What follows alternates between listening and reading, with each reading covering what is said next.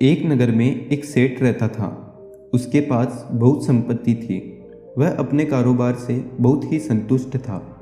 अचानक एक दिन उसने हिसाब लगाया तो पता चला कि वह संपत्ति उसके बच्चों तक ही काफ़ी होगी, लेकिन बच्चों के बच्चों का क्या होगा। इस विचार को आते ही सेठ भारी चिंता में डूब गया। संयोग से उन्हीं दिनों महात्मा बुद्ध उस नगर में आए हुए थे।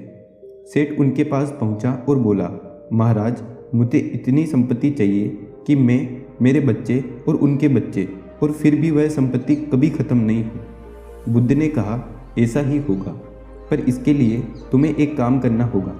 तुम्हारे घर के पास एक टूटी फूटी झोपड़ी में सास बहू रहती है। कल उनको खाने जितनी भोजन सामग्री दे आना, बस तुम्हारी इच्छा पूरी हो जाएगी। सेठ की खुशी का ठिकाना नहीं रहा।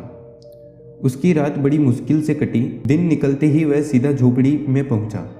उसने वहां देखा, सास ध्यान में लगी हुई है और बहू झोपड़ी की सफाई कर रही है। सेठ ने बहू से कहा, यह लो, मैं तुम्हारे लिए दाल, आटा, घी, नमक लाया हूँ।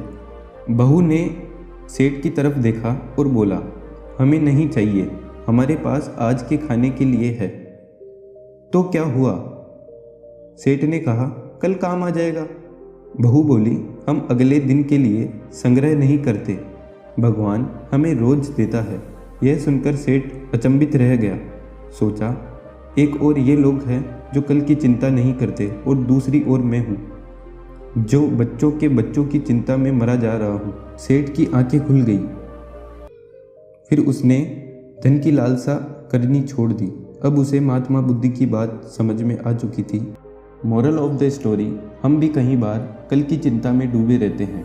हमें कल की चिंता छोड़कर आज की चिंता करनी चाहिए।